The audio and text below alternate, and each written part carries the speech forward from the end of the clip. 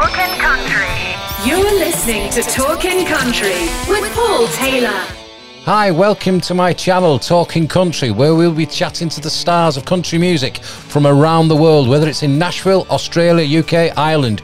You'll get it here first. If you like us, subscribe and give us the big thumbs up. Hopefully you enjoy it.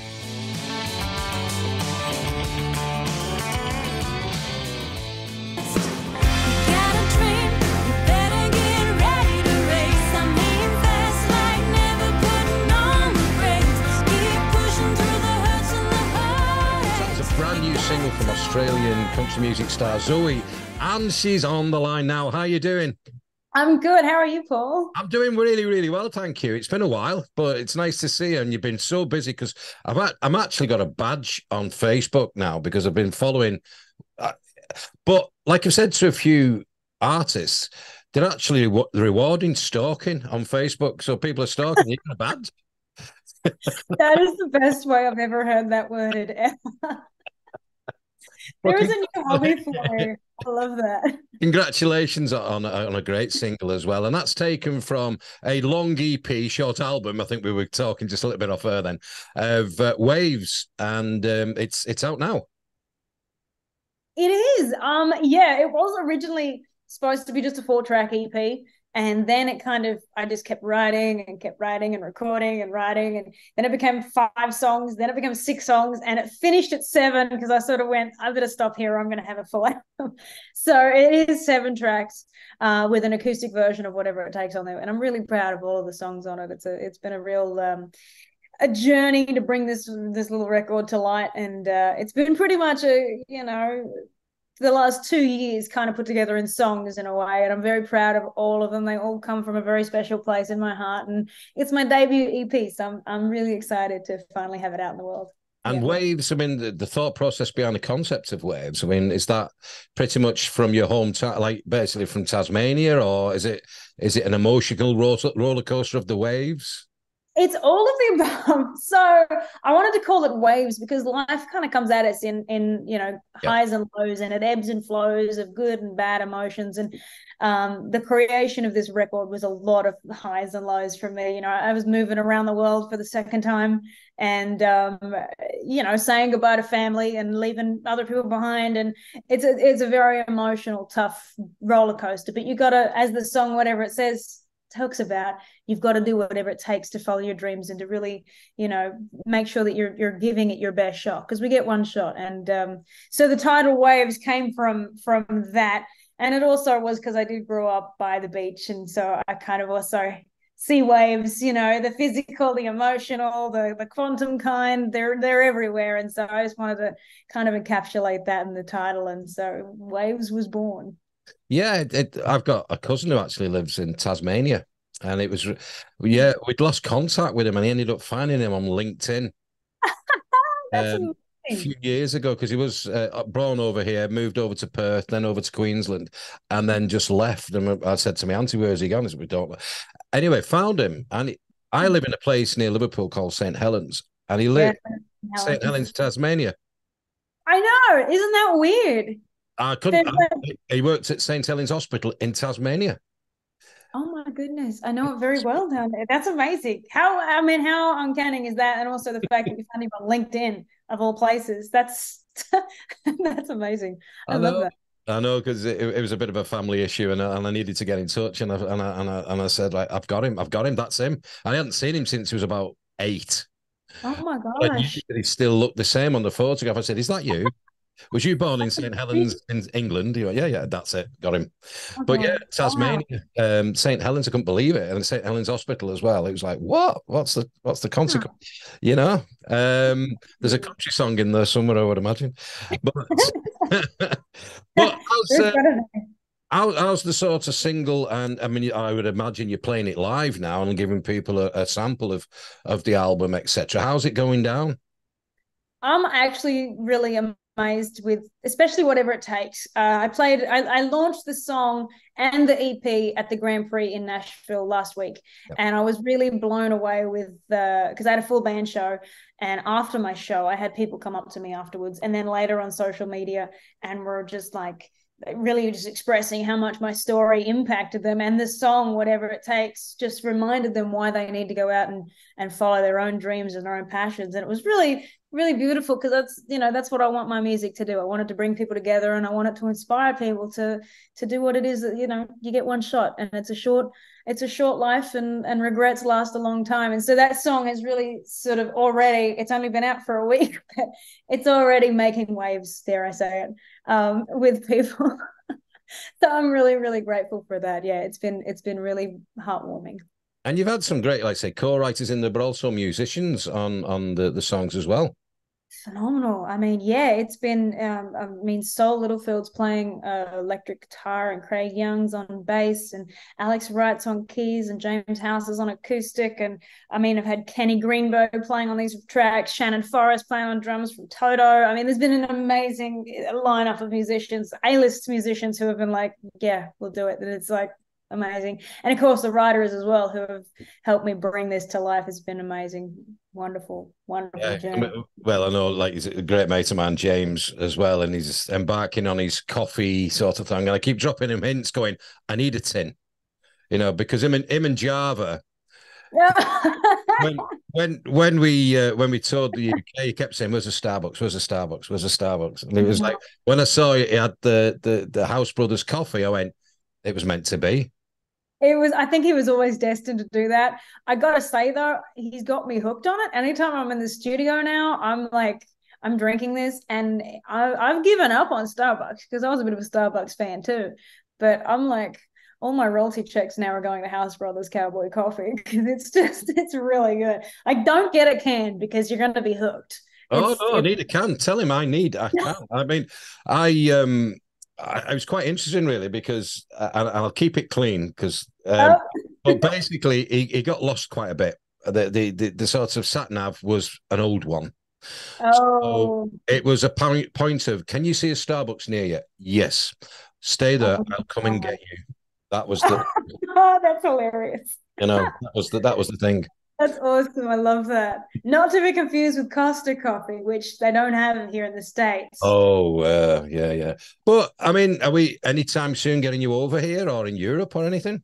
Hopefully, I'm looking at that for next year. That's the plan anyway. I mean, since I've been here, it's been go, go, go, and I miss everybody there like crazy. And of course, I always have messages in my inbox and stuff from fans that are there, and friends and stuff. They're, when are you coming back? And I'm hoping next year. That's the goal. That's what I'm working towards. So fingers crossed.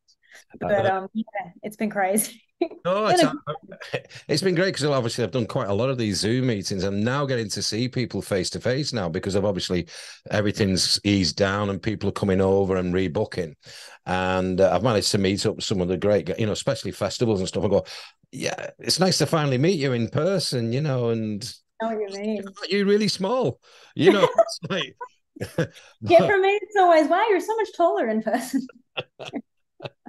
I know. I've been doing that with artists and friends here since I moved here. It's like, oh, wow, you're real. You have like a face. It's actually a real thing. It's amazing. And of course, as you know, everybody was doing so much writing online in COVID, and myself included, so to finally meet my co-writers in person and like have that, wow, we're playing a guitar in the same room and there's no delay, it's like, wow, this is amazing. So it's been really good. But of course, Nashville's so welcoming too, and I've been really blessed to have met some great people and been welcomed with open arms. So yeah, but I do want to get back to the UK, because I miss everybody there, and I always love playing there. Everyone's so sweet, and I do love it. So soon, really, hopefully. Yeah, I have to keep. Well, I basically I'm just stalking now on Facebook, so I get first dibs on what you're doing. But you know what? Even I've got people who get stars, like awards from me, following me. I've seen those, and I'm like, I've got people who following me now. I don't know what to do. So I try to keep it light. I don't go all political. I keep it light. I have a little keep all the bikini photos to a minimum, kind of thing. You don't want to see this in bikini. I'm just putting out there. We no. This is how you lose fans. Oh God. So what's around the corner then? What can we see from here to sort of end of the year then? end of the year, I'm looking at a few other performances. I'm just booked again to play the Bluebird coming up September 9th. And then there may be even another song or two before the end of the year, but you didn't hear that from me. No, we'll not tell anybody.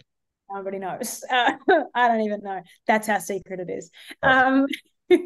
Yeah, I'm hoping that there'll be a little bit more music before the end of the year rolls around. So I can't believe we're in August already. It's like, where did the year go? I know.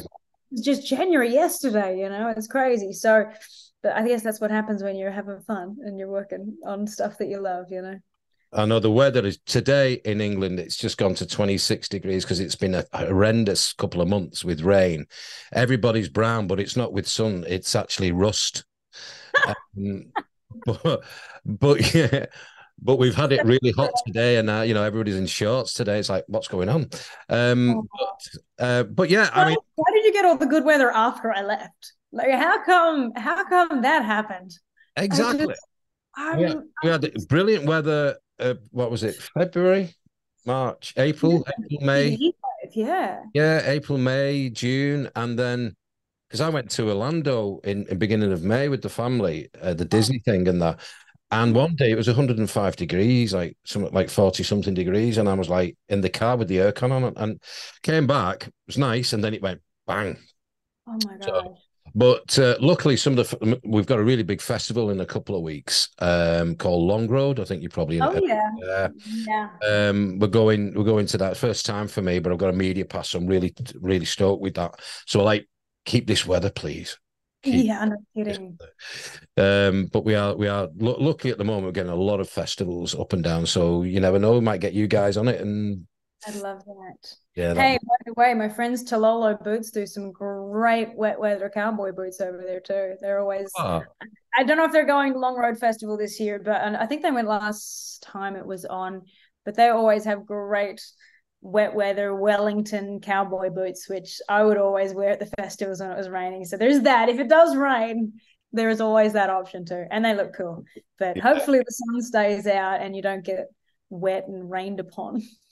But I think everybody's just in for a good time anyway, so it's easy done. That's one of the things I love about playing there is everyone is just so out for a great time. Rain, sunshine, it doesn't matter. It's just music and a good time, and I love that because that's how I was raised with music too, you know. So yeah, quite a unique one. For the first time, a friend of mine runs it, and over in the middle, like Newark, near Nottingham. Last weekend, and I went on the Saturday, and it's a Hillbilly Hoedown, but it's all 1950s country. Oh, awesome! Hank Williams, that kind of vibe, and everybody's dressed like Gene Kelly or something. It was like unbelievable, and it was so out of my comfort zone because I went like cowboy-esque, and they're all going, "I don't fit in here." It was like, people dressed up as mechanics in the 1950s under the truck. Awesome. I love it. Unbelievable. It was live music and people just having fun. And I think it's the only one of its kind in Europe. And it was quite unique actually to see. And it was really, really cool. That sounds awesome. Yeah. That's really awesome. And kids having fun, adults, kids playing around, dancing. And that's what life should be, all right? Like, end of it. And whatever it takes to have fun. There you go. Whatever it takes. That's the wonderful thing about it is whatever it takes to do whatever you love, and I love that. I think that's awesome, Paul. I want to go to that festival now too. Exactly. But it was wet, but it was inside, which is cool. Dance in the rain, it doesn't matter. My last question to you, right? I've added this question now the last couple of weeks. Oh boy. And can you tell your fans, me and your fans out there as well in radio land, as they say, something that they may not know about you? Just one thing that they may not know. I'm trying to think what they wouldn't know about me. I mean, before I got involved in music, I used to dive professionally for abalone, which was kind of a whole other lifetime ago. Oops. And I'm just bashing things here with my hands. And then I was also a dirt bike racer for a while. And I really, really wanted to go pro with that before music. And I was racing quite a bit, and I wanted to do the flips and the stunts and, let go of the handlebars and catch them again and land it, all that stuff. I wanted to do that. And I ended up finding music, and music found me, and I started writing songs, and I went down a whole other path. But yeah, for a long time, that was my life.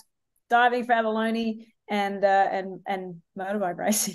At least music's less injury prone, I think, you know. Yeah, well, that was kind of my pro-con list as well. I was like, I probably won't snap my neck as easily, maybe, unless I have a really bad fall off stage or something. No, the risk level is a heck lot smaller in music, thankfully. Thank you for that, because that's interesting, because sometimes you never know people, and it was something last week, I think it was interviewing somebody, and it just came to me. I said, right, tell us. And he went, and he'd come up with this thing, and he went, nobody knows this. Oh, no. You know, and one artist last night joked about wearing women's underwear, but he said, no, that's a joke. Don't. But I said, that's going in.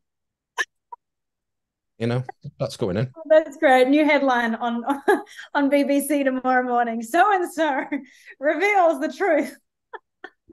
That's awesome. Oh, man. But it's just a bit of fun, isn't it? But it's been an absolute pleasure catching up with you again, and good luck with everything, and congratulations on the new single and the new EP. And hopefully, fingers crossed, get you over here. Fingers crossed. I would love to see everybody, see you again, and come out and play some of these festivals as well and get wet and rained on and have a great time. I'd love to. Yeah. Oh, well, you have a great rest of your day. And as I said, and fingers crossed for everything for you. You too. Have a great rest of your day. And thanks for having me again. You're more than welcome, Zoe. You're more than welcome. Adios.